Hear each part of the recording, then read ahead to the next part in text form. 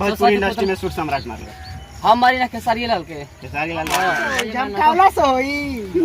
काला एजे से शुरू होला एजे से खत्म तो रखले में पवन सिंह खेसारी लाल कलाम खेसारी रहते तो कहां ऊपर ना रहते हैं काहे तो धराई बने कहानी के गाना में ब्लॉक कर देता से मार तो पहले हम आईनी यहाँ तो देखनी है कि भाई कुछ पवन सिंह के बारे में खेसारी लाल यादव के बारे में बात करते हैं पवन सिंह के फिर सोचने है कि काहे ना एकरा के पब्लिक में रिव्यू कर जाओ और पब्लिक के भी जनावल जाओ तो ई भाई कुछ खेसारी लाल यादव के बारे में कहते हैं और ई पवन सिंह के और बहुत सारा भाई रहे हैं कि पवन सिंह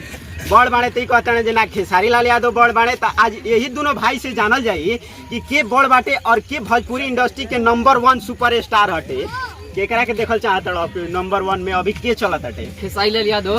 लाल यादव हई कहते हैं कि पवन सिंह बड़ बाड़े अभी पवन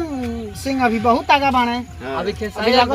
अभी फिलहाल में तक खेसारी लाल यादव एग्रीमेंट में फसल बाड़े काहे से ग्लोबल म्यूजिक जंक्शन वाला गाना कोनो दूसरा म्यूजिक से आवे नहीं खे देत और अबो करी गाना तो सिर्फ खेसारी म्यूजिक वर्ल्ड से गाना आवता और दूगो गाना आयल बाटे जौन की धनी हो सब धन और मजनुआ के भाड़ा से लेकिन एकरे बीच में दूगो चुनाव हारला के बाद इतना बढ़िया कमबैक पवन सिंह कैले हैं कि दूगो गाना आयल बाटे जना गाना सड़िया बुलुकिया और ओकरा बाद से चूल्हा अलगे जरी और इतना दबा के गाना बाजता कि लगभग 26 मिलियन व्यू बाटे सड़िया बुलुकिया पर और 12 मिलियन व्यू चल गए बाटे चूल्हा अलगे जरी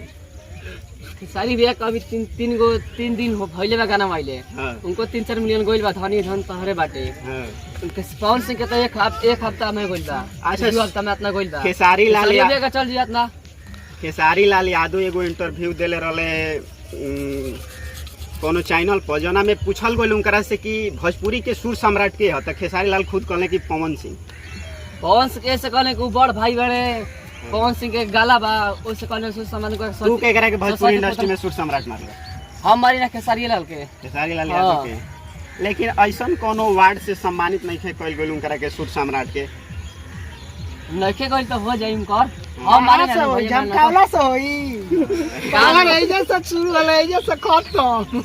हमारा एगो पवन सिंह गाना देवी गीत 100 मिलियन दिखा दो और पवन सिंह फैन मारता हो बहुत ऐसन गाना बाकी 100 मिलियन अगर दिखाओ तक गाना बा एगो दिखाओ 100 मिलियन दिखाओ एगो देवी गीत महादेव के दीवाना जौन गाना बा 100 मिलियन क्रॉस बाटे सावन के गाना हटे जौन सिर्फ महीना में एक ही महीना बाजेला सिर्फ सावन में बाजेला कहानी कौन सा गाना और सबसे बड़ा गाना के बारे में जानल चाहता तो पहला नंबर पर रितेश पांडे आ जाले हेलो 1000 मिलियन लेकिन दूसरा नंबर पर पवन सिंह के गाना बाटे जौन गाना बाटे कि राते दिया बुता के दिया क्या किया खेसारी लाल के 500 मिलियन गाना बा 500 मिलियन के क्लब में तो खेसारी लाल है नहीं खन 350 मिलियन के क्लब में गाना बा दूगो चैनल से ना सिर्फ एक चैनल से 450 मिलियन लेकिन एक चैनल से पवन सिंह के गाना 550 मिलियन क्रॉस बाटे बात पवन सिंह गाना 100 मिलियन वाला जोड़बा 12 गो निकली 12 गो 13 गो खेसारी लाल के 28 गो 32 गो 28 गो 32 गो ना होई जम काला से ना होई शुरू होला एजे से खत्म एजे